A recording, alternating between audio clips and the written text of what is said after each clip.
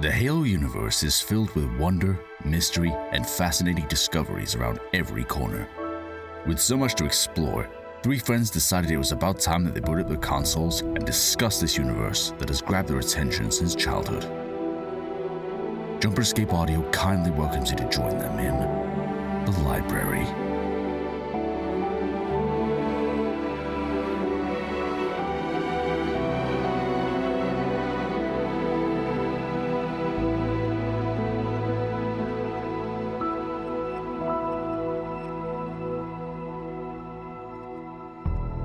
Hello everyone, welcome back to The Library, the show where we talk about Halo lore and other things. Oftentimes, it just kind of goes off track from time to time. It's really not my fault, but how you doing, Shane? I'm good, how are you? That's cool. How you doing, James? That's cool. How you doing, Connor? I'm doing quite swell. Connor, wait. There's never been a Connor on the show before. Who are you? Yeah, who is that guy? Who's that guy? Who is that guy? Who are you? Tell us about yourself. That guy. Who is that Connor? My name is Connor. He is the milkman. I do not know where to begin on telling y'all who I am. Okay, start with when we first heard you last week with Terminals. Yes, you joined us for Terminals. You were also in the background playing zombies while we were recording the main episode. Yep, y'all could have heard me in the background just trying to laugh or like whisper maybe. You suggested trying to chime in on the Sangheili versus Brute. You suggested that Kratos was one of the better sci-fi warriors that could beat the Chief. Look, in my defense, I had headphones on. I was playing custom zombies. All right. Yeah. Now, you answered this question last week on Terminals, but for those who are in the public audience who don't listen to Terminals for some reason, that episode was free. You could have just listened to it, dude. Yeah, I'm on that premium though. Well, if you wouldn't mind, please tell me a little bit about how you got into the Halo universe and why you're interested in being on this show. Well, how I got into Halo way back in the day when I was a wee little boy, wee little child. I had a friend who lived down the street from me, and at the time I wasn't allowed to play that were rated higher than what I was actually aged. So I would have to go to a friend's house to go play all the fun games. Everyone's first Halo experience always starts the same. I had a friend down the road, or I had a neighbor across the street that was playing it when it first came out. Like that's always. It feels like we've had a few guests on as well that have had similar stories when it comes to Halo. Everyone always knows somebody. Like I've never met one person that's just like, yeah, I became a fan instantly at CE. No one introduced me to. I've never met anyone who's been like that. They've always been like, oh, one of my friends were playing it. Like I swear on everything, everyone's been like, I've met somebody. That brings up, where did the chain start? Who is the first friend that played the game? Here's the thing. Here's my theory. Everyone knew that one kid in their neighborhood who had the really cool bedroom. Yeah. And they were like, and they were like 3 years older than you, but they seemed like they were like eternally wise. Yeah. You know what I mean? Those are the kids that played CE. That's true. The ones with the really cool bedroom. Sometimes they had like space posters, little like in solar system hovering above, black lights. That's essential. True. Okay. That is the primo cool mid 2000s bedroom. and they had an Xbox and a PlayStation. They had both. And at some point, the Wii as well. The Wii. Nah, that was late. That was later. That's later, but I'm saying at some point. The Wii is a family console. Yeah, but it was always, it was in, okay. The Wii is a console for families. The Xbox is a console for gamers. What about PlayStation? The PlayStation isn't for anyone. It's the other console for gamers. Damn. So Connor, how did you get interested in joining us on this show? You guys are my friends. And it seemed like fun, and I wanted to expand and work on my speaking, and I like Halo. Congratulations. Oh, and I forgot to mention it was Halo 3 back on that question. Good. Yeah, it's always. I know. Yeah, it's always the same thing, Shane.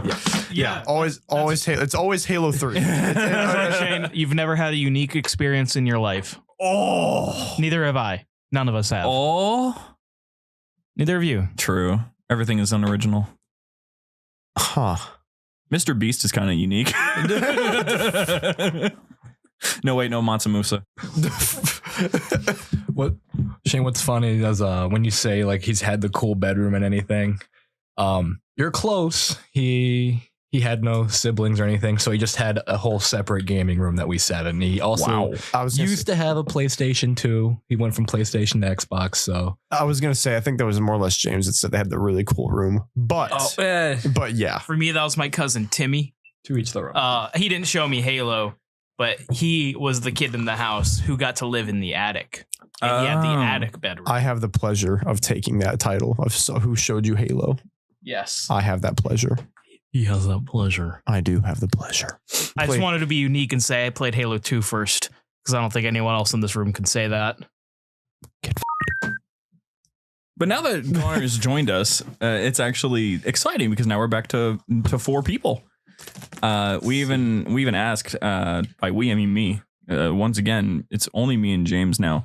James every now and then more than everyone else. So congrats to him. You get the trophy today. For what? Participating. Oh, yay. Actually being in the server. I do that. Yeah. So occasionally. I'll go do it right now. When I messaged last week asking like, hey, what would happen if we had a 4th person come back? Everyone's like, well, we like the dynamic that you have right now, but it does seem like it's missing something. And I'm like, well, I can fill in that gap. Well, I could say to the chat that people have spoken, and here I am. I will do my best to entertain. You definitely have shoes to fill. Yeah. So there's a lot of conversational pieces that are going to need to be filled in now. But today we have something disturbing, scary even, because as of yesterday, we ended up actually having a whole new piece of lore added to our roster. No. We did, though. And it's called Saturn Devouring His Son. Now, do you know about the art piece Saturn Devouring His Son? I will. Yes. Yes, this. I am familiar. Let me look at it. And Here you go. I have seen that. I just did not know what it was called. That is morbidly terrifying. Yes, that is Saturn Devouring His Son. It is an art piece based on the legend where Saturn is told that his rule is going to be usurped by his children. So in order to avoid this, he eats his children. As one does. Mm-hmm. As one does. I should put this on my wall in my room. Oh, no, I don't want to. Why would you permanently have nightmares? Say you wake up in the middle of the night and that's the first thing you flip on your light, or not. You shine your phone light and you see that, you will not go back to bed.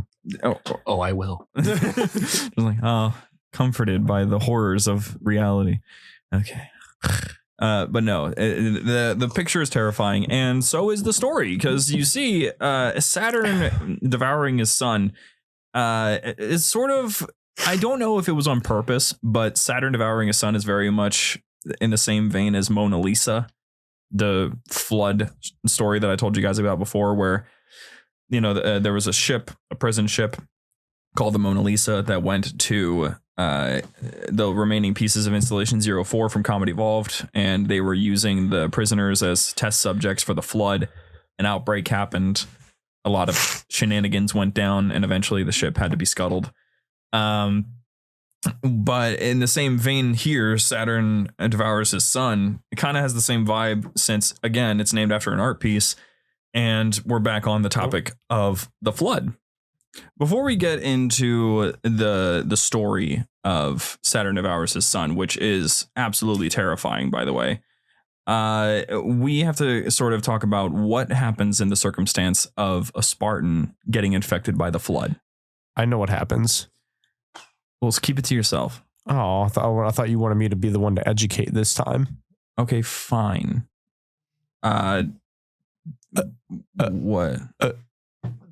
That's me pressing the nuke button. Oh, I was gonna say. That's what happens. They go boom. Spartans go boom. That. Yeah. So indeed, in the Halo Spartan manual released in you can actually find out that Oni has protocols in place to deal with Released in. I didn't know when it released. Okay, Released in. Austin realizing he doesn't know the release year of every Halo thing that exists. It disappoints me every single Our day. listeners are going to come crucify him. Yeah, someone's gonna come in the Discord. Actually, it was released in 2011. We actually have gotten quite a few comments like that on our YouTube channel and in the Discord, where not like Stop it. not like actually, but more just like here's some corrections. You know who you are. You know who you are. You know who you know. You know you. Stop. Stop it. I see you, and I see you not wanting a little misinformation out there. But we do not care. We do not care. We are That might have here been a little spicy, to but give our I best still love you. take on the Halo universe and have fun while doing so. Yes. None of us claim to be experts except Austin. If we got the color of a certain grunt's armor wrong, don't crucify us. And remember, this is the best part about this podcast is that it's not just in 2552 the Master Chief would fall from orbit. It is none of that. But in your April Fool's episode, there's actually a lot of ideas for the April Fool's episode, and I'm going to pass them off to you after this. So I like the idea. Me and Cheyenne talked about it quite a bit, actually. So in the Spartan manual, there's a little tidbit that actually tells you exactly what would happen if a Spartan gets infected by the Flood. You see, Oni fully authorizes the use of magnetic weapons and nuclear warheads. So in the event that something like this would happen, the Spartan would just get targeted by pretty much every major weapon system in range. It would, to the best of the UNSC's ability, they would delete the Spartan. Just throw him in the water.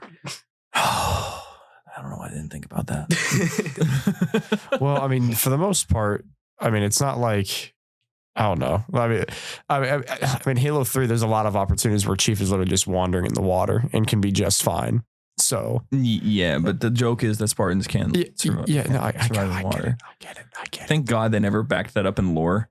I would have been so mad if they were like, yeah, the Spartan armor locks up when it's released to too much moisture. It locks up the servos and it causes a spring lock failure. I was going to make the joke. God damn it. Oh, no. So with the warheads and the Mac rounds, though, there is one other thing that we found out about thanks to this whole Saturn thing, and I'll briefly touch on that as well when we get to the story.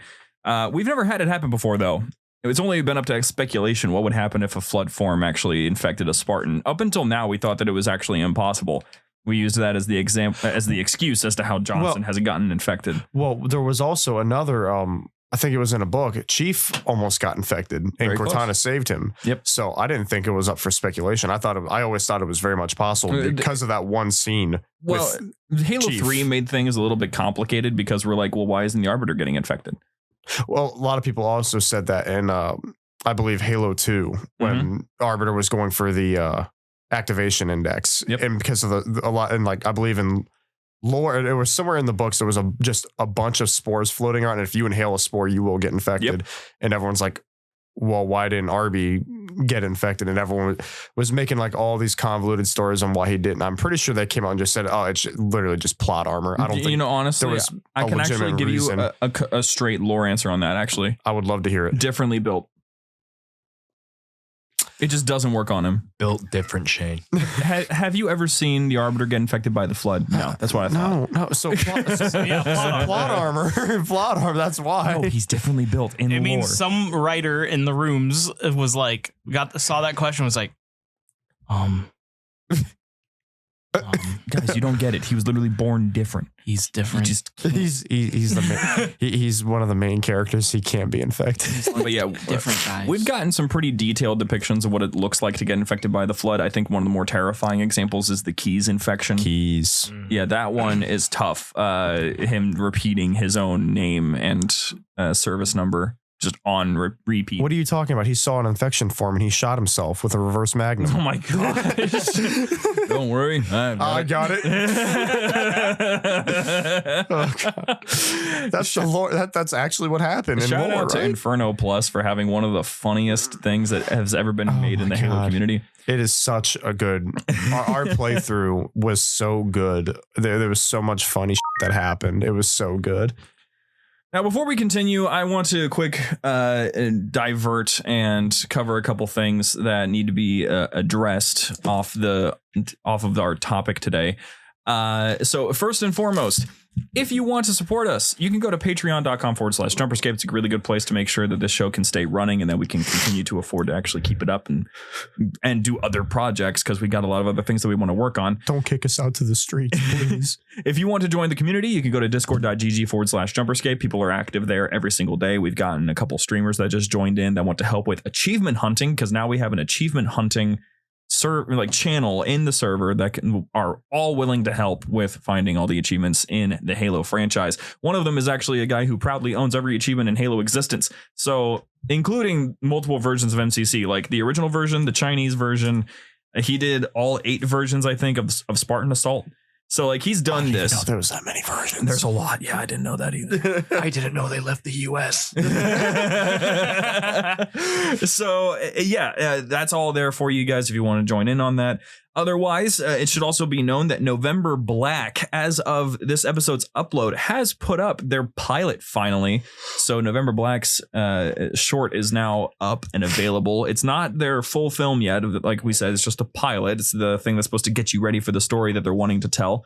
So feel free to go over there and give them some support, voice some appreciation for the work that they're putting in. They've spent a lot of time and money on making this happen. We've done that too. JumperScape has done a lot of work making that all possible. So it would be fantastic for you guys to go and interact with that and see what's up.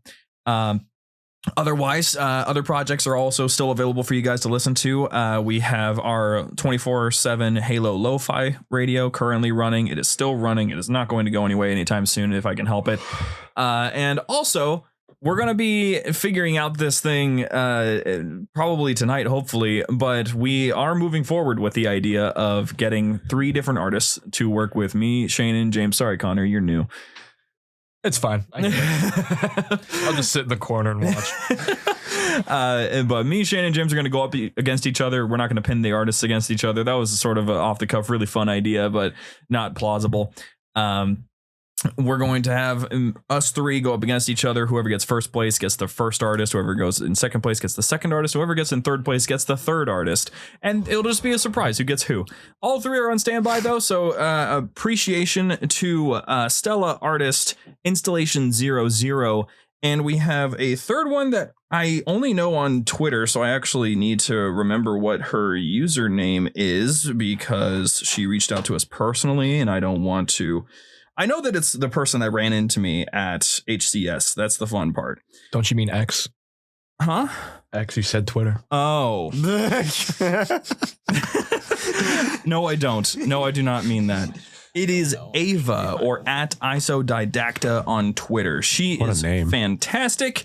She does wonderful art. All 3 of them do. So we are very, very much looking forward to working with all 3 of you. For any other artists that were in the queue and were shortlisted and all of that, please don't be disheartened or anything. We are more than willing to work with you in the future. We just got to figure out what else we can possibly use your talents for, because we're always doing stuff and there's always something that none of us know how to do.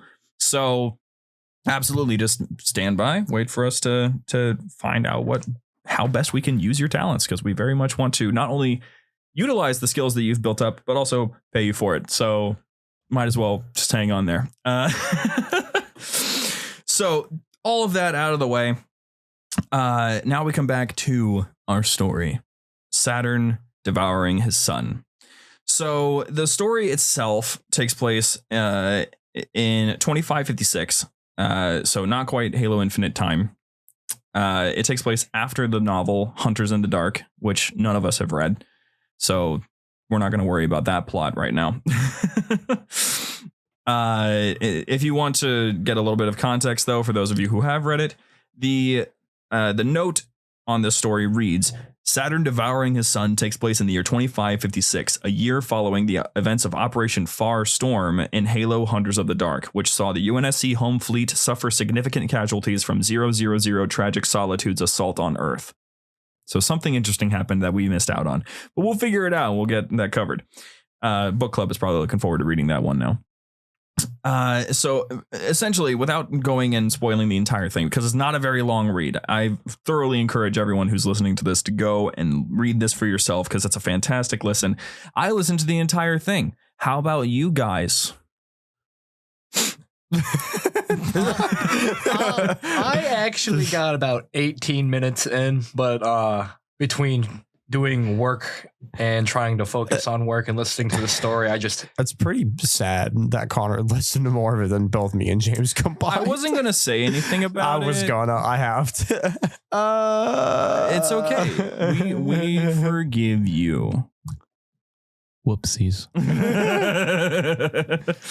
So our story takes place on in a location called Site 22, and Site 22 is basically a mining expedition. They're trying to find items of importance, and they come upon Forerunner objects or metal. It's one of the two. And this mining team, they're very excited about it. They're like, this is career ending. Like, we could just retire off of this stuff. We are getting fired. We found Forerunner artifacts. Technically, they're getting fired from life. So they figure, hey, if there's something inside this Forerunner thing, that'd be pretty valuable, wouldn't it? That's pretty cool. Let's see what it's all about.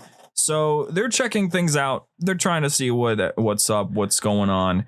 And to quote the story, the miners of Site 22 had become a meal and a vessel for a timeless creature, a monster that knew how to wait and how to win, the Flood.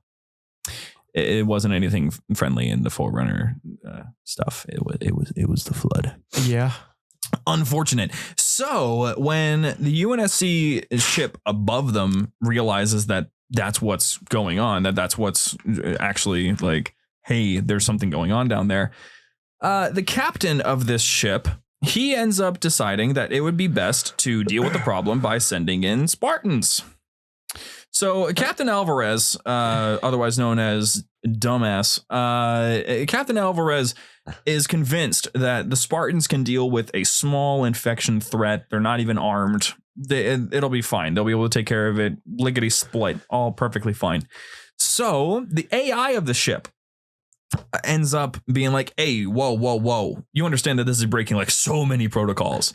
Like, you need to be enacting Upsilon protocol right now, which is basically keep as many biological beings away from the Flood at all costs so that it doesn't spread. That's what Upsilon is. And instead, Captain Alvarez, he's not very smart, as you could probably guess. And instead of letting the AI be all smart and, save lives and all of that, instead, he, as this AI is starting to be like, hey, I'm sorry, but because you're refusing to follow orders and protocol, my orders now supersede yours, and I'm going to make sure that this Spartan is taken care of. Mac rounds authorized, nukes authorized. We're taking care of this problem. And the captain, y'all remember that scene from Spartan Ops? You probably don't. The scene from Spartan Ops. I was looking at James in that moment, and he's shocked. Yeah, he looked at me with so much malice in his eyes, full contact. You probably don't. I played Spartan Ops. Maybe you remember it. Have you ever played Spartan Ops, Connor? I feel like there's a good chance I have. Is that like the survival thing? No, that's Firefight. Firefight. That was the Halo 4 mode where there was like a separate side story. You just enraged so many listeners. That's like the survival mode right now. So guys, we figured that Connor would be a perfect fit for our Halo podcast because he knows so much about the franchise. I'm here for the people who are new to Halo. I'm not new to Halo. He's the audience surrogate. He is a vessel. He is the listeners. A vessel, you say, for the Flood. That I never played Halo 4. You will be food. Nothing more. Be food. Anyway, so if you remember in Spartan Ops, there was a moment where Halsey is being held captive, and she wants to freely explore all of the data that Oni has on her and John and everything like that. And Roland shows up and is trying to question her on everything that she's done. And she goes, there's many things that, like, I don't remember the exact quote, but it's like, there's many secrets that many don't know about, such as undid iridium. And he's like, undid. And then he's completely shut down and he's fully submissive to every word and every action and every order that she gives him. So he unlocks all the information, unlocks all the data. Yes. Why didn't we just say that to Cortana? You think it might have still worked? No. No. I'm fairly certain Cortana, first of all, knows how to bypass those fail safes. Cortana is a unique AI. And second of all, probably doesn't have those things programmed into her.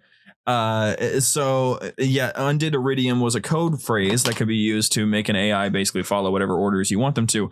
Similar situation happens here where Captain Alvarez realizes that this AI is about to remove him from duty, and to quote, Alvarez's eyes widened, and what he said next came to his mouth almost as instinct. Override code phrase, actiones secundum fidei. And immediately, I think his name is Lycon. Yeah, Lycon went silent. His holographic avatar remained active, and he stood as if calmly awaiting the answer to a question he had asked. So he was basically just, same thing, shut down.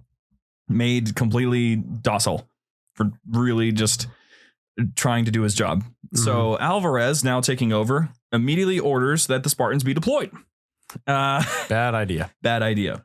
So this story does not take long to immediately tell you how poorly this action was, like how poor the action went at all. Basically, when the Spartans showed up, the simplest way to put it is exactly how the story does. The battle raged on with Julian's, I'm pretty sure, Spartan, heat seals constantly spiking to their maximum levels from the constant barrage of flame and firepower being brought to bear by the Hellbringers and Cyclops units. For a fleeting moment, he thought they might actually have a chance, that this nightmare was something he could possibly wake up from. Then the first Spartan fell. Julian is not Spartan. I've only read this once. Overrun by the parasite, one of the UNSC's living weapons suddenly found itself undergoing a new augmentation, twisted into a champion of dormant darkness. The Spartan's Mjolnir armor attempted to enact its countermeasures, pressurizing the hydrostatic gel layer to render itself immobile, and then detonating micro-explosives within the helmet, which shattered the Spartan's visor as it immolated the head within. And it still wasn't enough. Built different. Julian wanted to run, to cry, to hide, but he couldn't move. Couldn't tear himself away from the sight of a Spartan turning on its own kind. Couldn't stop watching in horror as it tore apart those it had once protected. And then it turned towards him, and Julian knew his big payday would never come. Spartan just be like, oh no. And in between all of this, we actually get the thoughts of the grave mind, which is not much, by the way. It's really not. It's just single words or phrases usually. So nothing really all that.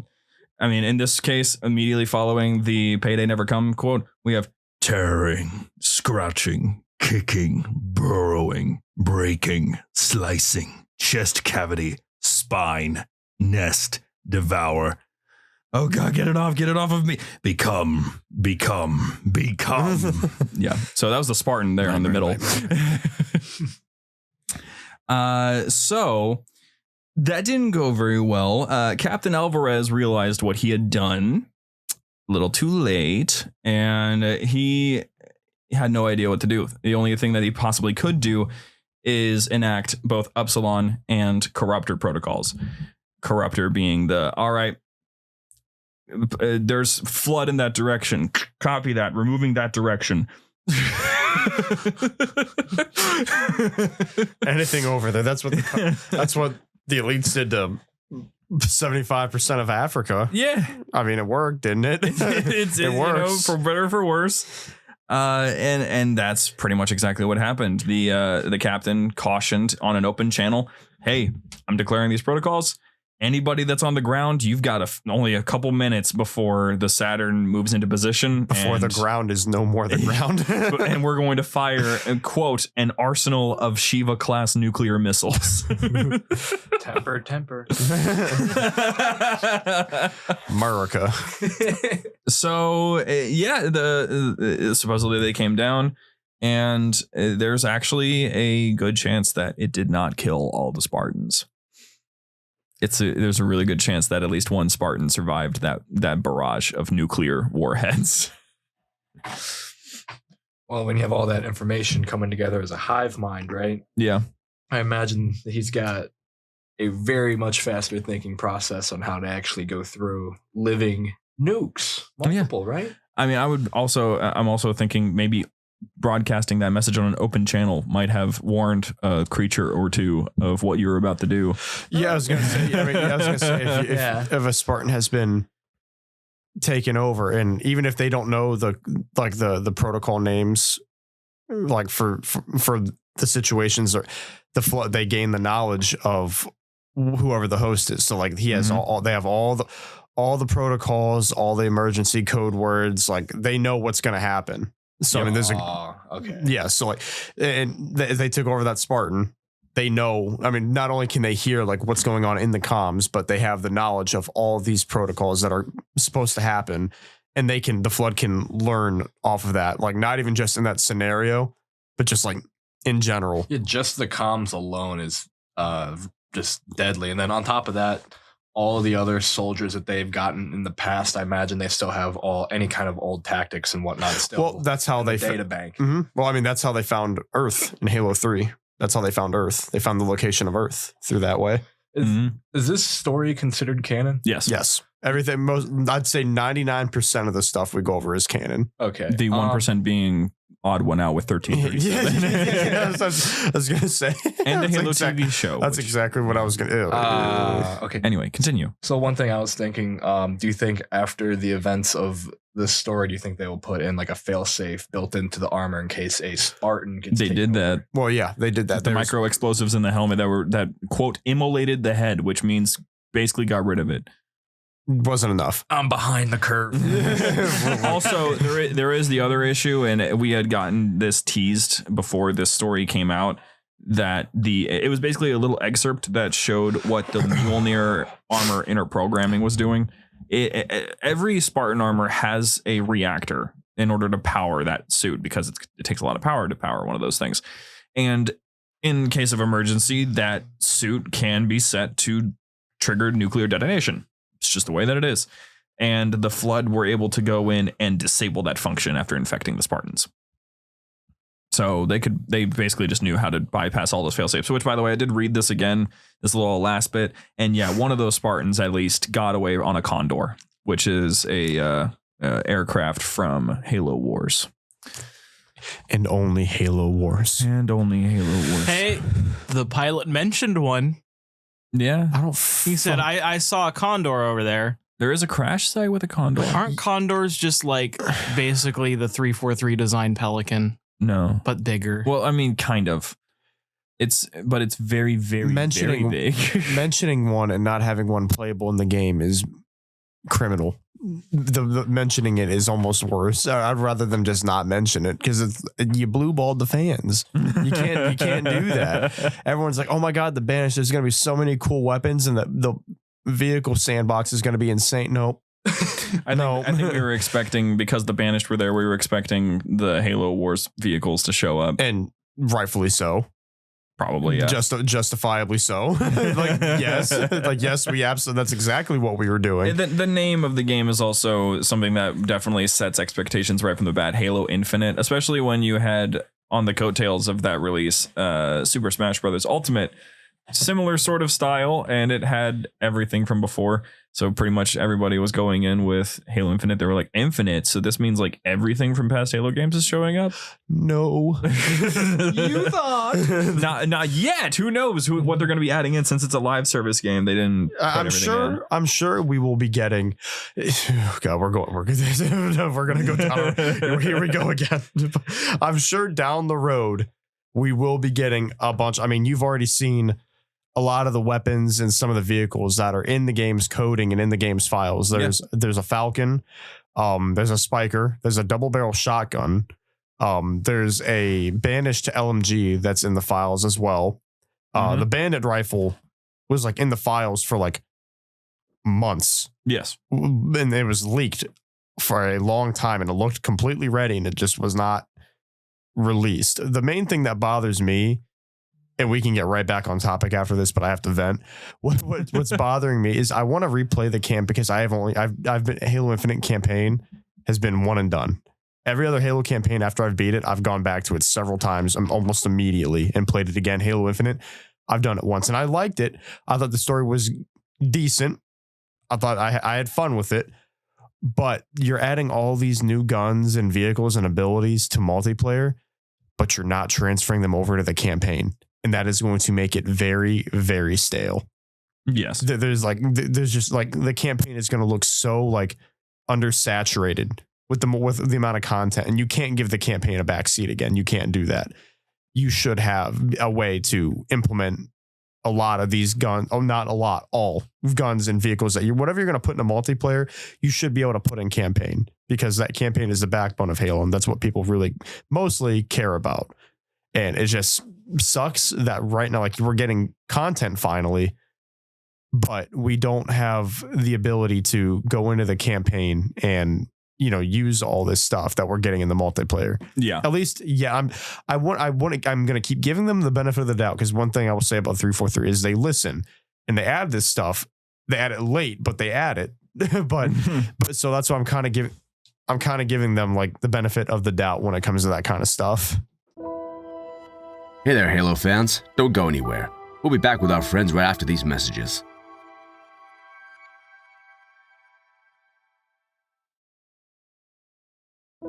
After a bit of technical difficulties, I've completely lost track of what this conversation was about. But last I remember, we were talking about what we had with Expectations of Infinite, which is completely off the mark of what we were talking about. So I'm going to just reroute us back on. We were talking. Yeah, I went on a tangent about vehicles and weapons in Infinite in the campaign while you guys were trying to figure us. I was just like kind of looking up and just kind of ranting, and then I looked down. All your faces were like a variant of like confused looks, and I'm like, I kept on popping, and I'm like, and I saw like you guys were all like scrambling with the camera, like, what in the hell is going? What is happening? Yes, Connor. The possibilities are infinite in Halo Infinite, so be ready for anything. They are quite literally not infinite. What? It's a live service game, so you never know what's coming next. It is true. Is that Sonic Adventures for $3 on the Xbox 360? So the thing is about what we're talking about with the flood infecting Spartans and all of that. And this is the most important bit that I wanted to talk about, because aside from the lore bits, there's just one little thing that I don't like about this story. Let me hear it. The flood, if you will, is finally back again In a book. in a written format. Yes, and not in the And game. not only are they back, they have infected a Spartan. They did something very significant, and they put it into a literature format. That's what. No, hold on. They used it to sell armor on the Infinite store. They used it to celebrate Halloween and exploit. That's my biggest. Yes, Connor. You look nothing. okay. You look like you were getting ready to say something. He's gearing up. I saw like a big inhale, and he was getting close to the mic. I'm like, is he about to cook? No, I'm honestly gonna be real with you. I was just about to go money, and that's about it. Money. That's what bothers me the most about Halo. It's just like all the juicy content is in a book. Yeah. And I get some people like to read, but not the majority of Halo fans are Halo fans because of the games, not the books. I think even the people who like just reading the would books rather have also it be in a game. enjoy 100%. having it being in a game. So like, why do you keep adding all this great content in a book? Yeah. It just I can't wrap my mind around it. Yeah, I quite don't understand it. It makes me upset. It genuinely does. Honestly, they could just put a short video into the game. I mean, yeah, like the seasonal updates and stuff like that. Like they could have put this in some type of like like the intro cutscenes. Yeah, the cutscenes. The thing is that they stopped doing those because they cost too much money to make. Right. Well, I mean, maybe if your store wasn't such a. So here's the thing, right? This is what's really upsetting, is that I actually really like this writer. The guy who wrote this was Alex Wakeford. We've talked about him before. He's a fantastic writer for 343. He's edited plenty of Halo novels. He's done community writing for a long time. He made a really good fan. I don't know if you can call it a fan fiction, but I guess it kind of is, of just the Didax. Like, I don't remember exactly what it was about, but it was like a massive Didact story. It wasn't massive. It was like 5 minutes long, but it was really good. I just remember it being good. I haven't listened to it in a while, but I'm a big fan of his writing. I didn't have any problem with this story. I mean, I did think that we probably could have gotten more of what it was like in the mind of the Spartan when he got infected, but aside from that, I mean, it's Alex Wickford's writing. It's fantastic, but it's such a significant thing in the lore. Yeah, I'm not hating on the fact that I'm not hating on the book. I'm just hating on the idea that this kind of stuff would be great content. And when Halo was kind of not necessarily as bad as it was a year ago, but there definitely could be some type of content with the story, something that progresses the story and the lore and expands it. That kind of stuff. I'm not saying stop making books and stop making books that, carry heavy lore. That's not what I'm saying. But it's more or less a lot of this stuff, make it into a game. You have a blank check whenever you want it. You can make this into the game. You can. And it's what the fans want. If you're listening to what the fans want, that's what they want. They want some type of expansion on the story, because there's just so much missed opportunity. And that's basically how I sum up and I like the Infinite campaign, but that's how I sum up is missed opportunity. The open world was lackluster. The characters were just and I don't get me wrong, I like the pilot, and I like Cortana 2.0, but it's just there's so many characters, no Arbiter, no redemption for Locke, no Blue Team, no Fire Team Osiris, nothing. All of that is just. Am I the only one that was upset that Palmer didn't show? I mean, I thought it would have made sense to have her. I wasn't heartbroken, but I was they didn't have her armor modeled in the game yet. There's just all sorts of stuff that's it kind of gives me flashbacks to Halo New Blood and Rookie's death, and it's much like how Rookie dies in one of the shortest novels in Halo's franchise history. We have the groundbreaking event of a Spartan getting infected by the Flood in the equivalent of a 30-minute short novel or short writing. It's upsetting a little bit. No, not a little bit. It's very upsetting. That would be such a cool reveal and something to experience. A lot of these stories, They could revamp Spartan Ops and do something so great with it. And they could have implemented your Spartans into this kind of story. There's just so many better ideas than to just throw it in a book for me to read. Maybe they're just doing all this to stir up discussion within the community and let other content creators explain it to the fans. I very much wish that was the case. That would probably make me feel a little bit better. But in all honesty, it kind of just. I know I never will understand. I just wish I could understand what resources 343 has access to, because it just simply doesn't make any sense to me that they would be incapable of doing something greater with these very important stories. That's what exactly. These stories hold so much weight, and people are dying for more content and something that you can go into the game and experience for yourself. And you throw something like this into a book. And this isn't a knock against the book by any means. Mm-mm. It's just a knock against I almost want to just say the people in charge of the franchise, because there's just so much that can be done with this kind of content in a game. There's so much that you can do with it. And the fans deserve it, especially the last, I want to say, decade of just content hell that we've been stuck in as far as Halo goes. Mm-hmm. It's just the games get good, but they get good very, very late in the life cycle. And I think that's been the biggest problem. And people get so starved for content, and then you just blue ball us with a book. I will say, though, with this whole content drought thing going on with Halo, we've seen a lot of, I wanted to call it desperation from the Halo fans. We've gotten some amazing projects and creations that have come out of nowhere because we're trying to fill in that void. I would even include Library on that because self-plug. Library was basically the same thing as Tarkov, a Halo story, We're like, we want to tell a story that, we want to do an audio drama because 343 won't do another one. November Black, Monolith, Stephen Ford's short film, Corridor Digital's short film. All of them are wanting to create these nice lore accurate films because 343 won't do it. Content creators going in and making their own breakdowns of all sorts of things that aren't really touched on very much and doing all these theories because 343 won't explain them. There's a lot of that currently happening where the community is now starting to take charge, but I kind of like that because they're not starting to. They have been for quite a little bit of time now. When I'm saying starting to, I'm meaning it's starting to mirror the golden era of Halo. The reason why the golden era of Halo was the golden era is because the community was the most important factor. Even Machinima is coming back. Yep, Forge in a huge way. Yeah. Halo Box Studios single-handedly has brought back a lot of attention. I've been looking around on Machinimas. There has been more Machinimas in the last month uploaded than I've seen in the last 2 years. And I'm all for that because that's partially what made Halo is like Forge. I mean, you look at Red versus Blue, like the Halo community, all that like that.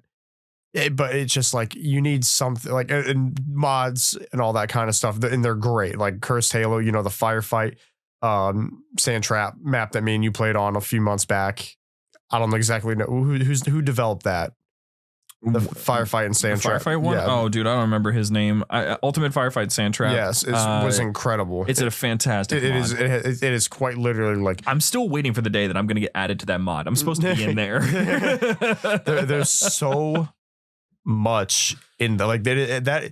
If you think of Halo Infinite, that's truly what I feel like. It's like. Battle rifles from Halos 2 to 3. Mm-hmm. Then there's I'm pretty sure there's a DMR that functions like a battle rifle. Yep. And then like you have the Halo 4 and 5 battle rifle, and there's like it's a mixture of every single gun, every single vehicle. Everyone's here. Literally everybody. The Halo Avengers were assembled on that map, and it was great. But there's something about official Halo content being put out. Mm-hmm. And being good and mind-blowing. And that is not something we've had. I will give them credit with the whole addition to AI in Forge. AI in Forge recently has made it completely revamped. And it's something the Halo community has been asking for since, God, I don't know how long. I know Forge and AI in Forge has been asked for quite some time. It's really fun, too. And they just casually, like it's one of the things that we've always wanted, and they just casually drop it out of nowhere. Me and James played freaking Pokemon last night. So fun. Oh, I see that. Is that the one like you can choose? Choose what member of the bandits you want to send out to fight, and you can choose a weapon they hold. You can choose multiple. That's the thing. You have 1,000 points budget per round. So different units cost a different amount of points, and different weapons cost a different amount of points. And they just fight each other. They just fight. I could send out, like three sniper elites to take on like his hunter and like 5 grunts if I want to. Yes, it's super fun, and honestly, it's like chess. It's really a thinking game. It's also luck. Like we both sent out just pretty much the same variety of grunts with the same kind of variety of weapons. Mine all started to panic right when the first one died, so I was screwed. But it's so fun. It's really hilarious. Well, Shane, back onto what you had said about 343's quality. There's something that actually it's a final note that I want to make because I get worried about stuff like this sort of thing. So this short story that we just read, it has an audiobook version.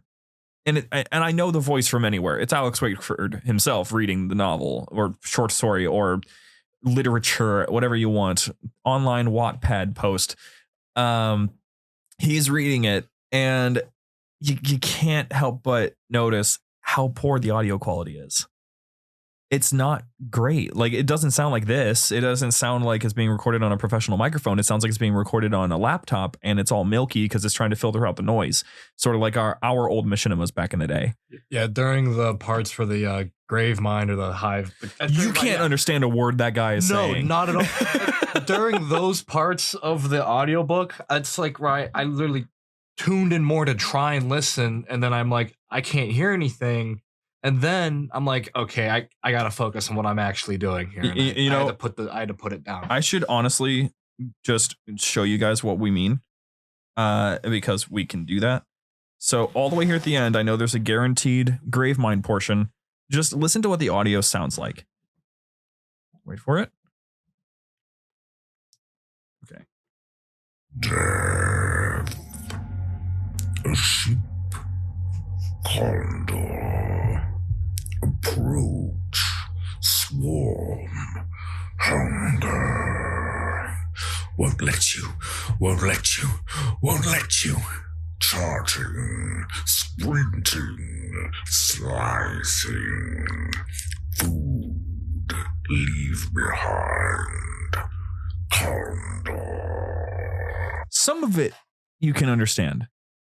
That sound okay, Mr. Wakeford. You're doing your best impression possible of the Gravemind, assuming that's you doing it. It more than likely is.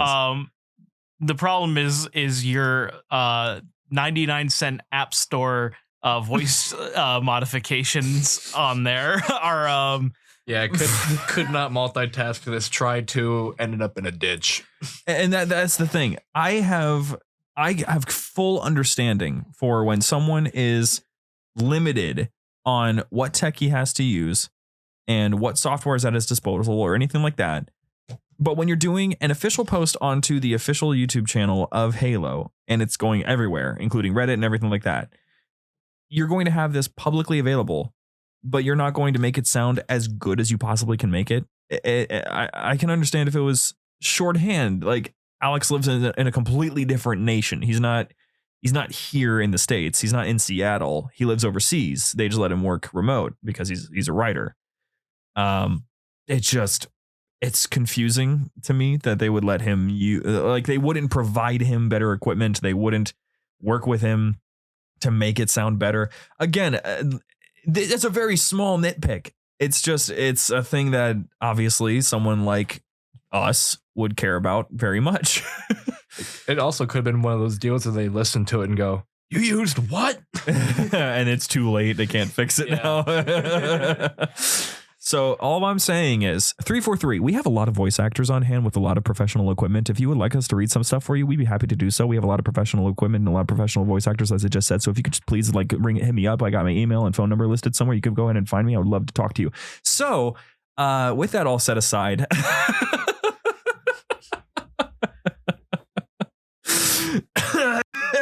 we got questions.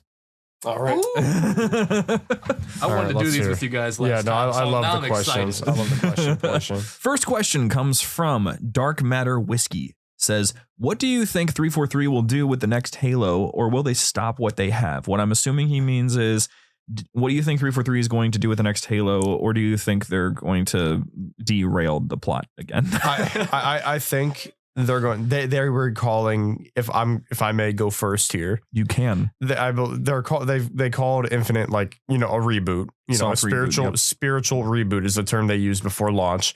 And I don't want to say retconning Halo 4 and 5, but just kind of acknowledging what happened, but kind of just time jumping away from it. I think they're going to keep the story. I think they will probably make the next campaign linear. Okay. And do we mean outside of Infinite, or do we mean if this is a platform for Halo for the next decade at least? I'd imagine at some point they might just drop the next campaign or so on the platform of Infinite itself and just kind of keep building off that, because that's what we thought it was going to be originally. Right. Well, I mean, it still could be, but it just might take longer than what we thought. This would be the next Halo story, the next campaign. Low-key thought we'd when the game came out, I thought we'd have another story DLC by now. Yeah, we all thought so, but then they fired the entirety of the campaign team. Yeah. So, well, in my opinion, I agree with Shane. I feel like the story, 343 in the past, don't know if this is still the case, was very reactionary. And going with that, I feel like the story of Infinite was well enough received that I don't see them doing their usual let's pretend nothing happened thing. Well, no, I think they're going to try to keep it going, which is good, because Infinite, it wasn't fantastic by any means. It wasn't breaking any barriers, but it was a solid story. It was a good redemption. I mean, it's not saying much, but it was a hell of a lot better than Halo 5 story. It's condensed. It's in its own thing. It's it follows its own its own narrative well. Right. It doesn't break any of its own rules. I do think we will see more, like a few more traditional characters come back. I do think the campaign will be linear this time around, unless they want to give. I'd be willing to. I know majority of the fan base is probably like absolutely not, hell no. I would be willing to hear them out and give them another chance at the whole open world thing. I'm at the point where I personally prefer it be linear. I would want them to just focus on how Wildlands did. Yeah, look at Wildlands, and I mean, there's definitely a few like some of the stronghold raids and some of that kind of stuff. Those like, are fun. The RPG elements were there, but make the world feel there wasn't. The big thing that disappointed me was like the massive conflicts, and there was like some, but it was 9 times out of 10 it was like you, 2 other Marines, and like maybe a whole stronghold full of enemies. Yeah, that's it. Those strongholds, like they're fun to fight and everything, but it's because there's a lot of enemies. The problem that I have with them is that I've been experiencing those things since Far Cry 3. Right. It's nothing new. It's nothing new. No, it's nothing new. But like, I more or less wanted to see like a huge amount of like large scale like fighting. Like there wasn't a scarab battle. Yeah. So I do think they will return to linear. But if they try open world again, I'd be willing to hear them out. Multiplayer, at this point, I just want them to release a finished game. The most finished Halo game that they've put out has been Halo 4. And after that, Halo have just been constantly being released without more and more content every single time. Yeah.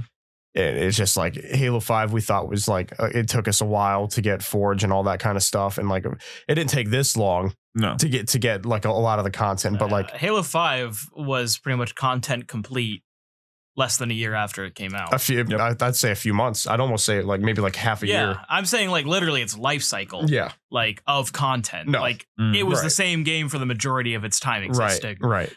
Like it had a year of DLC and it was over. Yeah. And I would say that it was up to speed with how much content a Halo game should have around when Infection came out. I agree. I just think they should have kept it going a little bit longer while we at least, because we were in literal purgatory for a long time. Like that span between like maybe like 2020 early 2018 to like 2019 2020, like from 2018 to 2020, it was just like we were getting nothing. We got absolutely, and then we got the teaser trailer for Infinite, and it was just like we got absolutely nothing. And then like they just kept like, oh well, here you can go play Warzone Firefight Mythic, so you can get XP and get your mediocre reward in Halo Infinite. Like it just we'll get your armor coating. Go get your crappy armor. And then we'll release a better version of it in the store for that's always 1,800 Spartan bucks. Dude, they finally released a version of white armor coating that you can get for perfectly free. You don't have to pay anything for it, but it's flood infected, so it's all muddied and messed up. And I'm like, but I just want white. I just want the color white. Too bad. Wait, is that the Spartan kind of standing there with the sniper rifle and the messed up helmet? Is that white paint job you're talking about? Yes. I think I know what you're talking about. Because I was trying to find a picture of it earlier. I'm just saying, looks cool. It is a really cool coating. It's fantastic. It's just it's not what I want. I want just white. I like my armor colors in MCC are primary white, secondary black. It's just the way that it is. So if that's all we got for that one, we can move on to the next question. Which, because of the volume of questions we got, we're probably going to have to limit it to like 10 questions per episode. So apologies to those who we miss. Next up comes from Vermin. If you had to be one of the generations of Spartans, example, Chief being a Spartan 2 or Noble 6 being a Spartan 3, which would you be? Take into consideration all the factors like the age they are taken and the process of turning them into a Spartan. Spartan 4, you're an idiot if you choose anything else. I don't know. Do you want to be a legend? I would rather not get kidnapped as a child. Well, you got to think about it, and perform slave labor. Yeah, essentially. Here's the thing. Well, yes, I agree. Like, are we talking in terms of just like living the life you want or combat efficiency? Because if we're talking about combat efficiency, I will be Spartan 2. You have to take all of it. That's what you have to take all of it. Every single bit. I mean, that just varies from person to person. If I'm going to be a Spartan, I might as well kick ass at it. So it would suck, but I'd take Spartan 2. Okay, hold on. Yeah, Spartan 4s are not Spartan 2s. but at least you get to have your life. You probably also get paid. At that point, it doesn't even matter. Though. Listen, like, no, I'm listening. Also, let's keep in mind, the augmentation process had like a 50% survival rate. But you might not even get. This is assuming that you did survive that process. Though. Did it say that? Well, no. But Didn't say that. Didn't So say therefore, that. but the insinuation is you become the Spartan. They're building the luck stat. you become a Spartan right when you're inducted, baby. That's not true. Yes, it is. No, it's not. I choose to think if you're taking the whole program into account, it's at all the experiences that go with it. So that includes augmentation. And that includes a 50% shot of dying. So if you have an intention of being painfully an Eagle Scout, are you an Eagle Scout the entire time until you become an Eagle Scout? Yeah. Are you a Marine all the way through training? If you want to be a Spartan 4 and die 5 minutes into combat, you be my guest. I don't think that's true. They probably have a better survival rate compared to other Spartans. No. Boy Scouts don't get kidnapped. What's the numbers? I don't know the numbers. I just know the Spartan 4s die way faster. 3s probably have Spartan the highest. 4s if you pick 3s, you're an idiot. No, 3 and yes, but we can all agree Spartan 3s are 3s. They have the highest death counter just because they got spawn killed. Yeah. Now I'm talking my death percentage. My final statement. I lived through augmentations. If I'm going to join the UNSC regardless, I'm taking a Spartan 2. Enjoy your robot life. I will. You know what? We got brothers and sisters that care about us. I'll do it. We don't even need to worry about anything else. We don't care about nothing else in life. They We just take care of fools when we need to. That Spartan 4 is just stupid. I just personally would rather have a normal upbringing, a normal life, and feel like a normal person. I'm good without. I'll be a Spartan 2 with you. If I'm not as cool and stoic and traumatized as a Spartan 2, that's fine. Next question. Saiyan Rage asks, what kind of Halo player are each of you? What's your go-to power weapon and role on the squad? Sword. That's you. Yeah. Okay. Shane? Shotgun. Connor? Gravity hammer. Okay, we're all so far close range weapons. And then there's me. I guess sniper, kind of. You just want to be different. I'm power weapon. I am a rushy fella. Yes. I much prefer to run in with an AR and try and get some cheesy strafe kills. You were so excited when you against when very you found trash out. BR players, because like if you just run in at like close but not too close range and you just kind of get a nasty little strafe going, you won't even pop your shields in a 1v1 with a BR. Yeah, and you were super excited when you found out that you could get in close, grab the flag and husky raid and grapple shot out of there. Yes, I am a CQB fan. I am absolute dog water with the battle rifle and the bandit rifle and the GMR and anything with a scope. That's so yeah.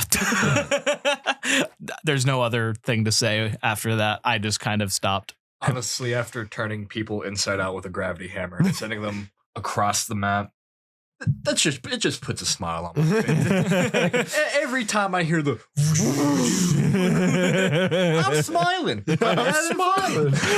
I'm smiling.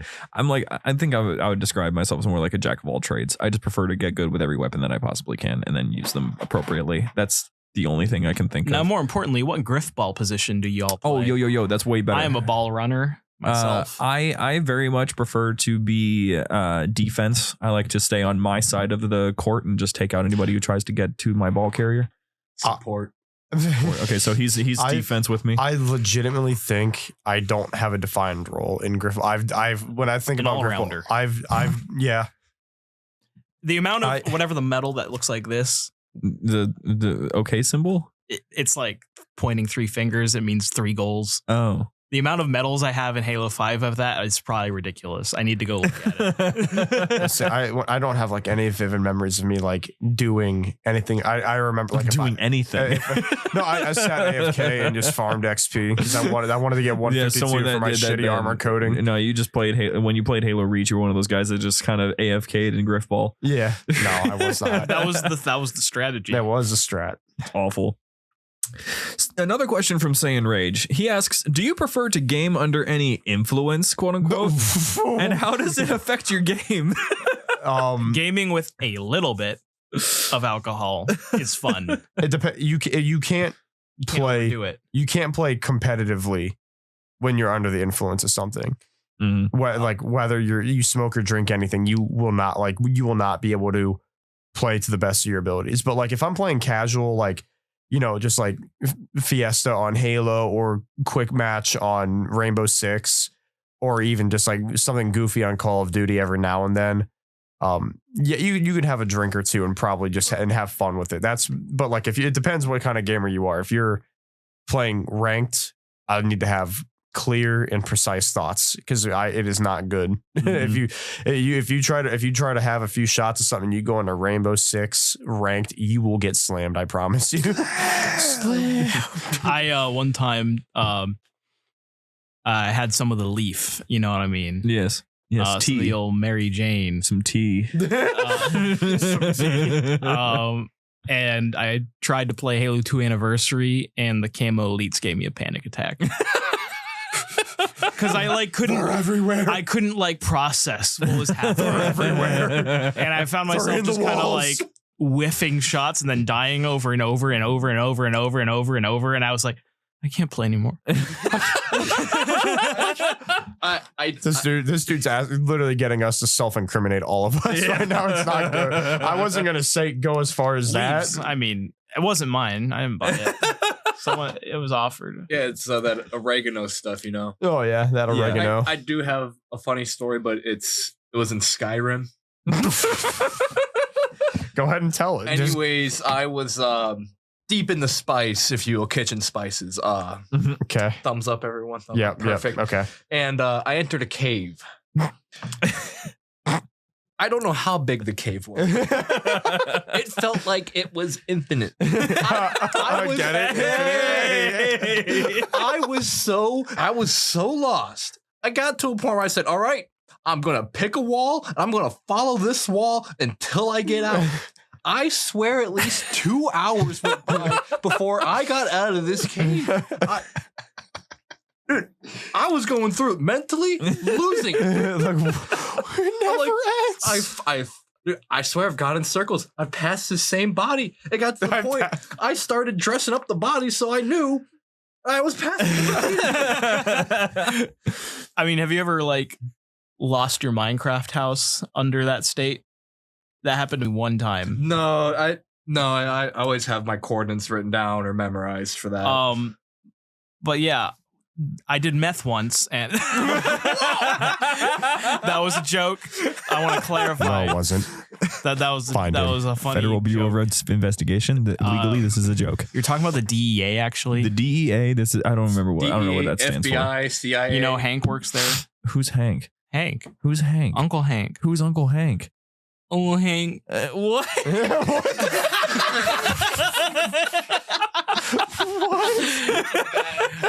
You know, I'm telling you, 90% of the Discord's going to be disappointed in you guys. What did I do? For not knowing Breaking Bad. Oh. I knew right away. Thank you. Right away. Connor knew. Right away. Home in the north.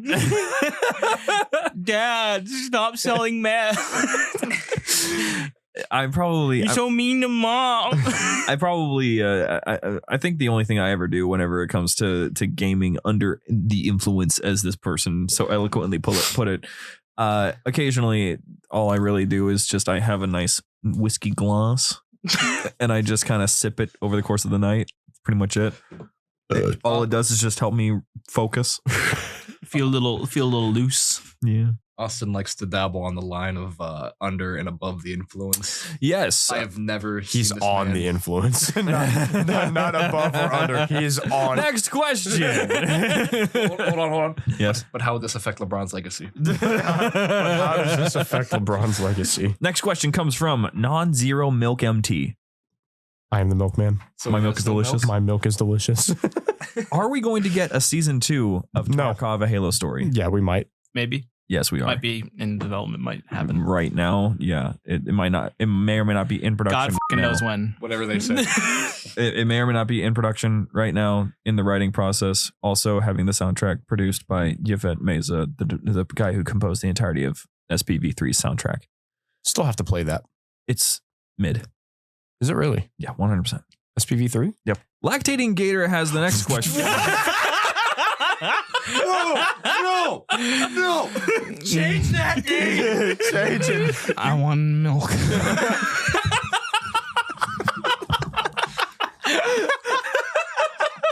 He had to put his name into a random name generator. No, that's not normal. That is like the most cursed version of like the default Xbox Live usernames. He's actually Lactating Gator 19. He's actually one of our patrons. Hey there, Halo fans. Don't go anywhere. We'll be back with our friends right after these messages.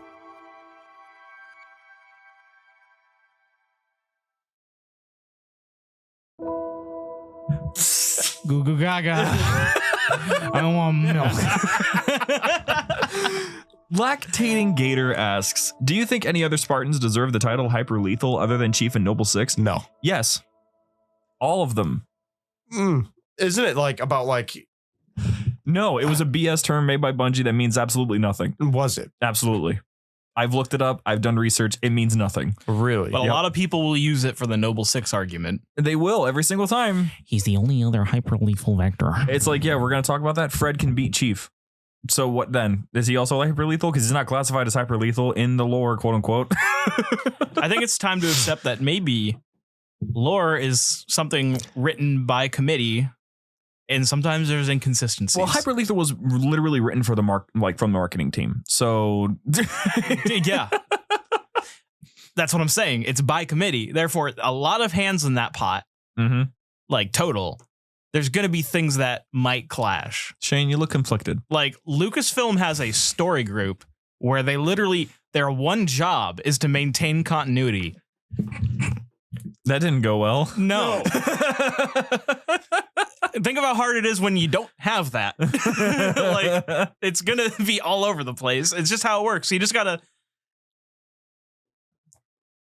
you can't like put too much like emphasis on, but in the Halo CE handbook, lore can change. It can have different versions. Now, granted, Halo does not experience this very often. That's very true. Hyper lethal was a thing that was for Halo Reach's marketing, and it was supposed to be like the way that you would understand that Noble Six is as good as Master Chief, if not better, and you're playing as him. Congratulations. But instead of making it so that it actually had a meaning, I mean, you could look it up. Hyper lethal really doesn't. It just doesn't. It's not. Next question. We are halfway done, gentlemen. Russian asks, what is the best ship class and the best ship name for one? What is the best ship class and the best ship name? Dreadnought sounds pretty cool. God. he means the Forerunner one. He knows what he's talking Yeah, the about. Forerunner. Come on, he knows I get it. No, he knows get his it. stuff. I put it together in my brain. Right, Connor? Right. I would have to say, I do like me a good old Covenant carrier, and I do love me some Shadow of Intent. I believe that is a CCS battle cruiser. No, it's a carrier, I thought. So it's a CAS carrier. Super carrier One specifically. second. I'm sorry. I know While you're looking it up, I'm going to give my answer. Go for it. I like the name Spirit of Fire better, but Forward Unto Dawn holds more weight for me. Okay, so the Forward Unto Dawn, if I remember correctly, the frigate class changed from Halo 3 to Halo 4 for some reason, but I'm fairly certain in Halo 3 it was Discrepancies. there's in a lore. band called Shadow of Intent. That's so cool. Shout out to them. I don't know what their content is, so maybe that was a bad shout out, but yeah, I think it was a Chiron class frigate in Halo. it is an 3. assault carrier. CAS then? Yeah, okay. Cool. So yeah, that's a fantastic frigate. The one that they changed it to is pretty mid. Looks kind of gross. My favorite is the Phoenix class colony ship, Spirit of Fire. It's really cool. Thank you for that question, Russian. It's very cool. Guyvertron, one of my favorite people from the book club. He's very fun to talk to, and by one of my favorite, I mean everyone's my favorite in the book club. But Guyver, he's one of our. I think he's a favorite of everybody because he first of all, he's got this golden tone voice. Guyvertron asks, if Johnson survived at the end of Halo 3 and made it back to Earth with Arbiter, would he have joined the Spartan 4 program or stayed with the Marines? And if he became a Spartan 4, what version of Mjolnir would he wear, and why would it be the soldier version? You see, I see him as a seeker fellow myself. Oh, no.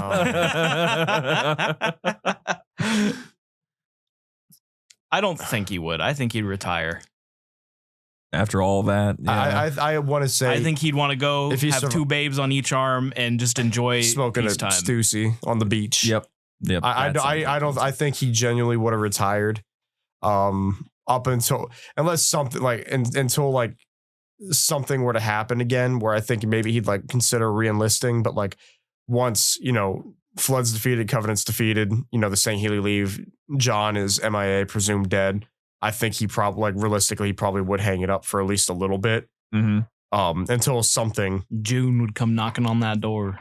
He always does. Johnson comes and rescues us in the Battle of Cleveland, Ohio. Which is a real battle. That is a real battle. Yes. Canonically, Cleveland, Ohio was invaded in Halo canon. Yes. But banished? Was it banished or was it Covenant? I'm fairly certain it was banished. Was it banished? Fairly certain. And London. London was also invaded. Kind of have to backtrack a little bit because I forgot that there was a second part to Russian's question on the ships thing. Okay. If you are a captain of a UNSC or Covenant ship, what ship class is it and what ship name would you have it be named as? Oh, God, that makes me be creative off the top of the head. Okay, well, I would, of course, be the shipmaster Yes. of a super carrier. Dope. And the name would be Dance Central for Xbox 360. You keep reading the games on my shelf. It's a running gag at this point. Okay. If I actually had to think of a name, something Covenant-y, it's hard to think of off the top of my head. I can give an answer because I've thought about this already before, like a long time ago. For you or for me? For me. Well, then it's probably not going to be for me. No, but I'm saying like give you time. Okay. To think. Go ahead. So I would love to have myself also a super carrier because it's just a gorgeous looking ship. And it would be named the Illusion of Necessity. Lovely. You see, I came up with that name on accident while I was trying to explain to Bryant how much Halo lies to you in the campaigns on what's actually important to do. In Halo Reach, in the mission Nightfall, you can skip all of it. You can, even the part where you have to protect the insurrectionists, you can just run right past that part. Game will not stop you or punish you for it. They will just despawn and the game will say, darn, we lost them. And you move on with your life. So I said, yeah, Halo has this problem with like the illusion of necessity. And then I froze. I have a name. Yeah. The Omen of Hardship. Omen of Hardship. What does that mean? Omen is a sign. Oh. A signal, I can't be creative right now, so I'll let you seeing ride that one out. Seeing like a cross in the sky is an omen of God. Yes. Seeing my ship is an omen of hardship. I would have a frigate, but if I don't know the name, if a name comes to me, I'll just blurt it out randomly. What's the name of the biggest ship that the UNSC has? The Infinity, but I don't know what the name of the ship's actually called. Is it an Infinity class ship? Stop. Yeah. All right. Wait, actually? No, you're lying. No, it's an Infinity class ship. No, you're No, lying. it's not. You're full of Let me shit. hold on. You're lying to me. No, I You're don't trying to think make I me look am. dumb. No, I don't think I am. Hold on. Anyways, I'm talking about combine 3 of these together, put a giant space laser in there that can shoot giant ships or planets even. You mean a Mac cannon? Yeah, sure. Anyways, Anyways, on the ship. the name of the ship, we're going to call it the Compensator. UNSC Infinity INF 101 is an experimental Infinity-class supercarrier. And my ship will be the Super Duper Carrier. It's the super duper carrier. Next up. My ship will be called Big Boat. This is UNSC Big Boat. That'd be preparing for insert. hilarious. Next question comes from Dynamics MG or IMG. Dynamics IMG.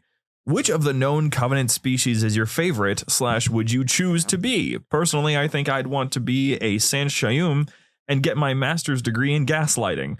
Why be a warrior when you can just convince billions of them to do what you want, plus a floaty chair? That's I never thought of that's it. that's a great answer. You guys already know what I'm But going to say. also, you have testicles for chins, so That's unfortunate.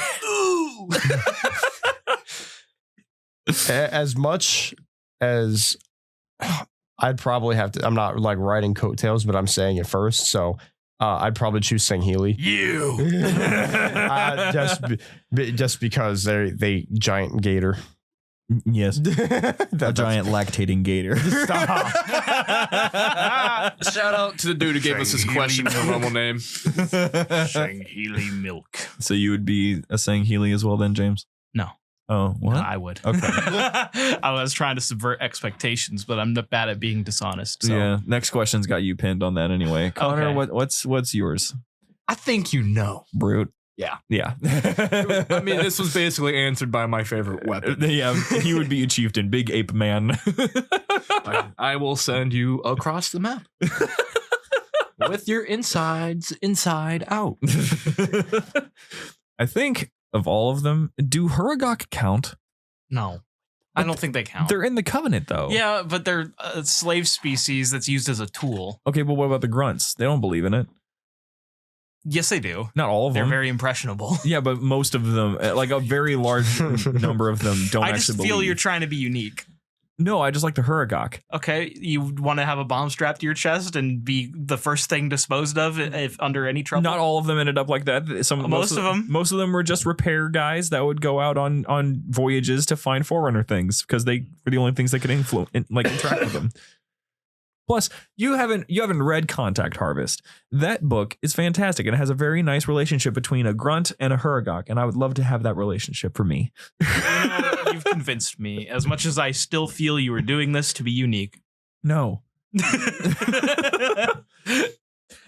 Now, Non-Zero Milk MT comes back with another question for us. What is your favorite Spartan / Covenant, knowing James being the Covenant shill, story?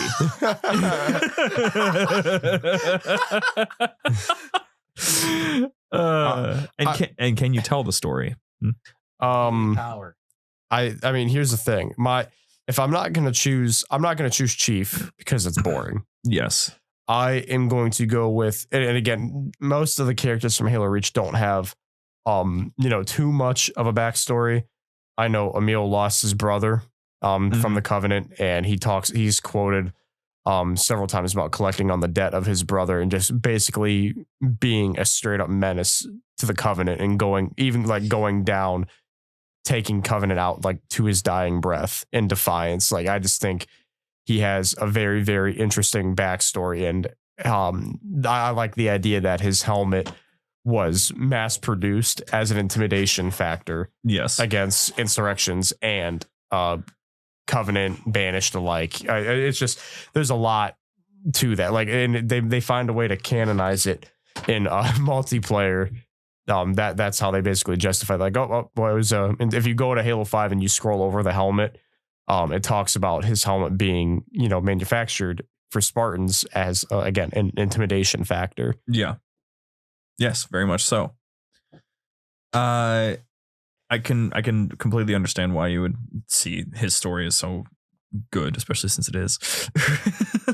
I can tell you think it's good because of the way it is. Exactly. You can tell it's what's the tree that he says? You can tell it's a You can tell it's a birch tree. no. It's you can tell it's whatever. James, what's your favorite Sangheili, and what's the story of that Sangheili? Well, it shouldn't be a shocker that it's the Arbiter, and it's specifically his story in Halo 2 because I find it very funny enough human. Would you mind telling us the entire thing? No. Thank you. Go ahead then. Oh shit. The Arbiter, he a Covenant guy. He get accused of not being so Covenant. Wow, of a you're guy. terrible at this. Never mind. Just And stop. then he's the Arbiter. And then he is like, damn, I sign me up to be an atheist any day. This whole great journey is kind of fucking bullshit. And then he becomes his own person. Yes. Yes, indeed. I have to say my favorite character is that George the man with the big gun. Do you know anything about his story? It ended abruptly. It did indeed. Yes. Do you know what makes him super unique from Noble Team? He carries a big gun. That too. constantly by his hip. He's the only Spartan too. He's the only Spartan too? Yeah. Yes. That's why he knows Halsey. And if you look at him, he is much, much larger. I know that. He is much. The augmentations hit him like a brick. he is. We call that a glow up. What version is that man right there? What? Chief. He's a 2. Oh, he's a 2 too? George. Okay, so there's only 2 2s then. No. No. No. There were there's multiple. 150 children that were up for Spartan 2 augmentation. Half of them died during the augmentation, and then only a small portion, potentially only 33, actually became Spartans. Okay. And then I'm gonna show you something for context. I was gonna okay? say then Chief's whole team. See the height, see the size, take it in. Okay. That says 7'4". Okay. Chief is like a 7'2", 7'1", 7'2". I think he's gonna grab a Spartan 3's average height. Chief's a 7'2". No, I was just showing him. I was just showing him a comparison of George. 7 solid. flat, yeah. Yes. Yeah. So like, if you just look at George, like Yeah, I know. Chief I can tell he's tall. is a Chief isn't too far off from how big George is. Yeah, but there's a lot of Spartan 2s. And Okay. we're gonna have to catch you up on a lot of the stories there. And then when we were playing 5, I believe that whole team that follows Chief around, they all 2s. They're as well. 2s as well. That's blue team. I figured as much. Yeah. My favorite, just because his story refuses to end, and I very much love how he is as a character, June. Like, he's my favorite Spartan story. Not my favorite Spartan. Fred because still his holds is that. still going. But June is just, he's a different breed. He's wild at what he does. His wild actions in New Blood, where he uses some dude's corpse to kick himself from outer space back into a station that had the walls blown out, is pretty awesome. Based. Whoa. Now we have only one question left. Two questions left. One from Ponstar777, self-proclaimed fanboy, by the way. He said that in general chat one time. He was just like, I'm your biggest fanboy. So hello, I biggest love you. fanboy. What weapon? Come back next week. What weapon out of all the Halo games is 1, your favorite, and 2, which are you the most proficient with? Mine is the assault rifle on both criteria. My favorite is the sword. My proficiency varies depending on the game. Let's say infinite for the conversation. Infinite, a little bit mid. If I have a grapple shot, obviously it's wraps. But I find the red reticle in that game to be extremely inconsistent. Yes. And it will be red and I will just whiff. Yep. It doesn't matter. And oftentimes I'm scared to pick it up because I know I might lose it after one kill. Yeah. Maybe I'm just a shitter, but that's just my favorite weapon. I still find it the most fun weapon to use.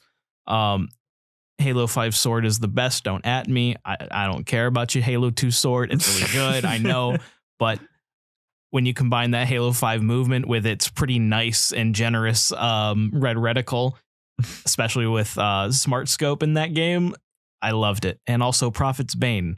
Prophet's Bane. Period. That gives me custom games PTSD. Yes. Thank you, James. Yeah. I would say my favorite my favorite gun in Halo, not counting Halo Infinite, just in general, just the traditional pump shotgun. I have a soft spot for Halo 4 shotgun. The Halo 4 shotgun felt really, really comfortable and good. But if we're talking Infinite, it's definitely sure as hell not the Bulldog. Bulldog's gotten some love over the years. The Converge Bulldog. The variant of the Bulldog. Yeah, it's great. I just want everyone to know that Connor's hitting his own knuckles with a hammer. Can y'all hear it? No, I can see. Maybe you can faintly hear a... You can hear your bones. I mean, we could hear you hitting your elbow on the table. Don't do it again. No shit. I mean, it's not... Okay. I want to get this taken care of. Yes. Okay. We only have one question left. So, favorite gun of all time, Halo 4 shotgun. That I feel the Halo 4 shotgun feels great. Okay. I like the Halo 4 shotgun. But if we're talking Infinite,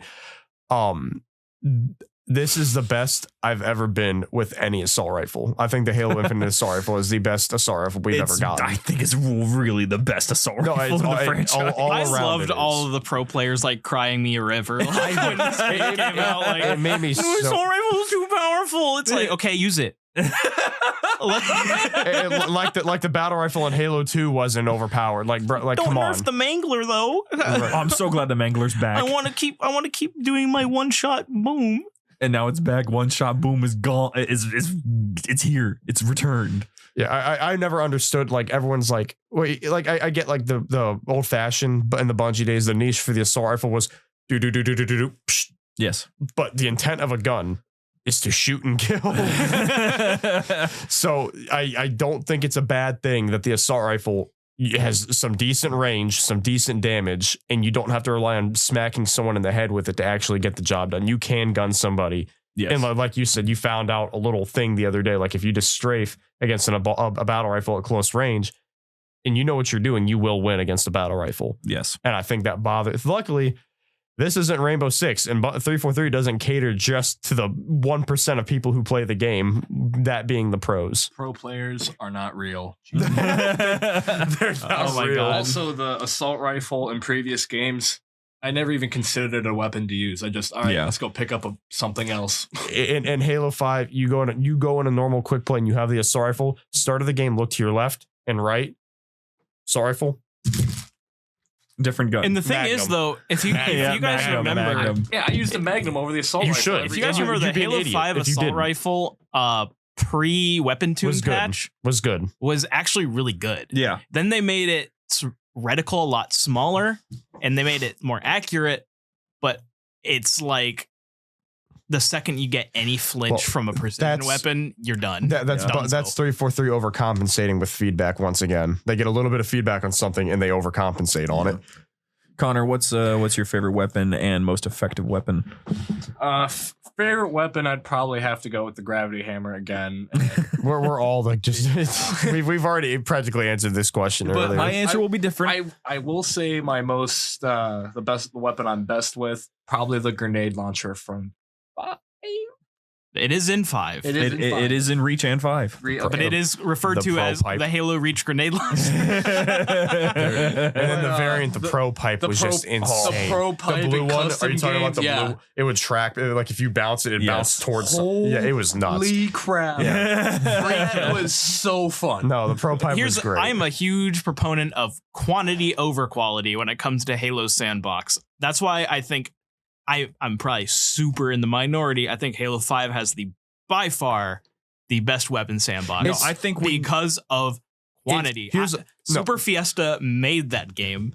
Is like Super Fiesta was like the most populated playlist. I feel that's probably not true, but it felt like it. Yes. You still find Super Fiesta games to this day, and I struggle to find quick play if I want to randomly play Halo 5, which is rare. But it does happen. Yeah. Well, it definitely, while those types of weapons definitely had a niche. If they add that kind of stuff, I wouldn't be mad, but I'd like them to keep that kind of stuff like out of ranked and out of like normal matchmaking. Like if you want to put those in like, if you want to keep them in like specific mode, that's fine. The only That's reason fine. that you don't have those is because you don't have Warzone. Those guns were designed with Warzone in mind and with the pack system in mind. Yes.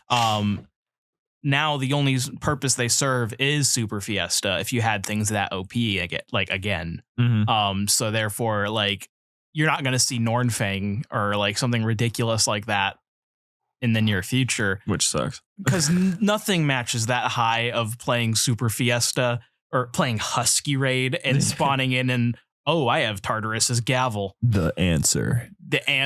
Like when you're when you spawn in Super Fiesta and you're glowing either blue or red or you're invisible, you're like, it's Raps. But there also wasn't a worse feeling than getting something and then getting spawn killed. Yes.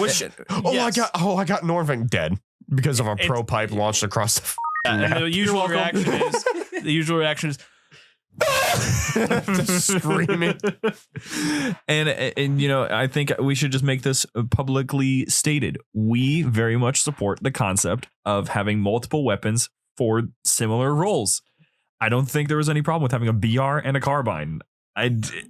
Let me illustrate how I agree and disagree. Okay. Because I think it's been done right and done wrong. Okay. It's done right in Halo 3. Mm-hmm. It's done right in Halo 5. Mm-hmm. I think it was done wrong in Halo 4. There was clear weapons that were way better than others. Yes. The weapons all functionally were similar.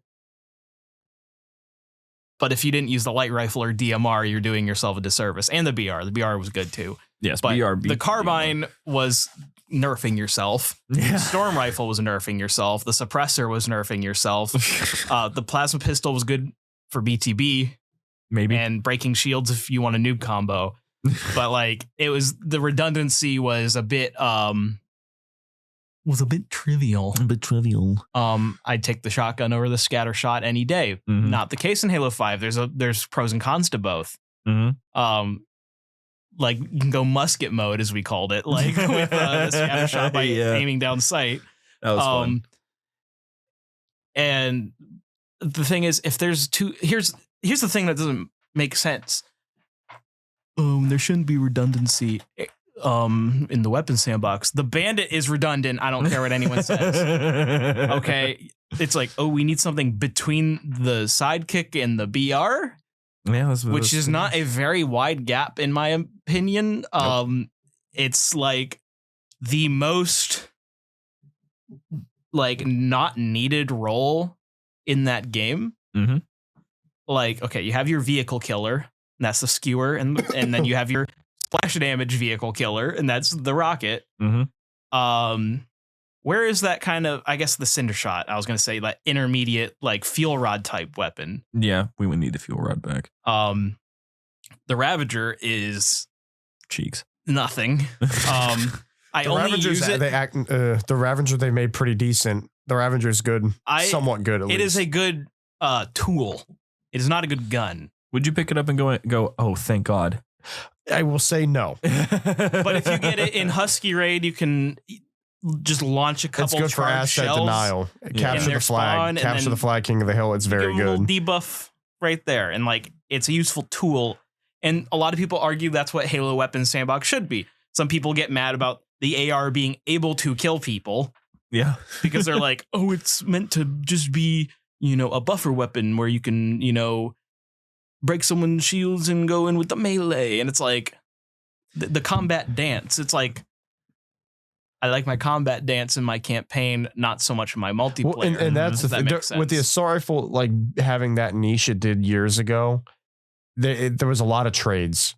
And I think that gets very redundant and boring for gameplay. If you both just half a mag into somebody, bop. Both dead. Yep. And that happens a lot in Infinite too. No, don't get me wrong. Right. No, I mean, that's just Halo's formula in general. Like just how a lot of kill trading. Right. But I just feel like it was definitely more prominent when the assault rifle was more of a half mag melee. And I feel like that was the goal for the assault. And I just don't like the idea of a primary weapon having that kind of function. The fact that it can actually, you can aim from a decent distance away, break someone's shields, and just in the same mag also kill them. Now from a fair distance away, like don't get me wrong, like you're not sniping anybody.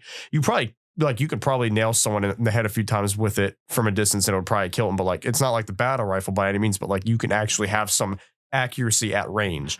Whereas beforehand, it used to be just absolutely terrible at range. Where's my saw? Where's my saw? Where is the saw? Like the saw was so fun to use, and like there needs to be a UNSC just bullet spitter. Yep. Whether it's you can go two ends with that, whether it's the SMG or the saw. Yep. You need that high rate of fire. Not quite a power weapon. Okay, the saw is a power weapon. I was gonna say saw is definitely a power weapon. Don't get me wrong. SMG is definitely not. SMG is not. But the SMG in Halo 5 at launch was so good at killing people that it like they nerfed it. But like at launch, I loved that. You know, I was on the Fix Breakout crew. Bring back Breakout. Breakout and Halo Infinite. Fix Breakout. Breakout and Infinite would be very good, I think. Probably. I think Infinite. Would it have the maps though? I liked the purple map. Those blue freaking grid awesome map grid maps were so sick. Did you guys watch my clip I sent the other day? Yeah. I remember that clip. Pretty nice. Yeah, very much so. Anyway, ladies and gentlemen, we have come to the end of our show. Thank you so much for listening, as per usual, to the people who have actually gone ahead and followed us. That's always a good way to support us. You can either follow us here on Spotify or you can give us a rating. Ratings are always helpful. For those of you who aren't listening on Spotify, I don't know what you do. I don't keep track of that stuff. Who are you? Yeah. Welcome to the show. Wait a minute. But you know, these ratings go a long way. They help us get higher up in the availability and the visibility. It's very helpful for us. So very much appreciate that support. If you want to support us further, you can go to patreon.com/JumperScape. If you want to join the community, you can go to discord.gg/JumperScape. We have our name everywhere. It's just the way that it is. We very much would love to talk to you. We'd love to meet you. And if you want to get your questions on the episode, the best way to do it, the only way to do it, is to go into the Discord and go into the Q&A section where you can go ahead and just ask any question you want. Any of them, please. Make them at least something we can answer actually like okay on the show. And have normal sounding names. That's completely optional in my opinion. Maybe side objective optional. Maybe you want us to say something funny on the air. You know, that's a good way to do it. It's just the fact that we had a genuine conversation. Like had good answers all around. Yeah. Up next, we have lactating gator. Dude, what were you thinking? But very much. Thinking, I hope they say my name on stream, on air, on podcast. It could just be baiting us. Yeah. But it was still very much appreciate all the feedback that we get. We've been looking at the Q&As on our Spotify episodes. Love getting responses there. Been seeing all the votes that have been going up. Those votes, those polls on every episode. Is this episode good? That's actually helpful. It helps us figure out what we're doing wrong and what we're doing right. So keep on doing that. It's very helpful. But for those of you who are still here and still listening, what are you doing? We're done. Thanks for listening. Is there anything you guys would like to say before we send them off? Goodbye, and thank you for tuning in to the library. Whoa. You don't have to go home, but you can't stay here. Oh, whoa. Whoa. I hate to ask this, but how long can I troll chat about my existence on the show? For as long as you want. Wait, have I been announced yet on the chat? Oh. Kind of. Wait, do they know my name or anything? No. I think it'd be fun to go in there and act like a random. If you do whatever you want to do, they might recognize you right off the bat. Who knows? The few that saw that or listened to that episode I was on, maybe. Yeah. They'll be excited to see you. Yeah.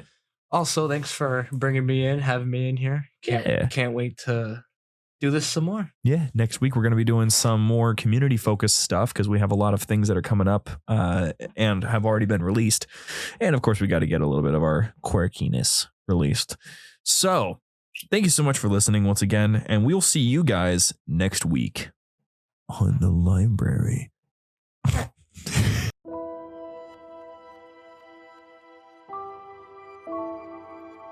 The Library was produced and published by JumperScape Audio. Funding was provided by our fantastic patrons on Patreon. If you enjoy the show and wish to support JumperScape's future projects or get some sweet benefits, join our Patreon at patreon.com/JumperScape or become part of this truly special community at discord.gg/JumperScape. Thank you for your listenership, and we hope you enjoyed.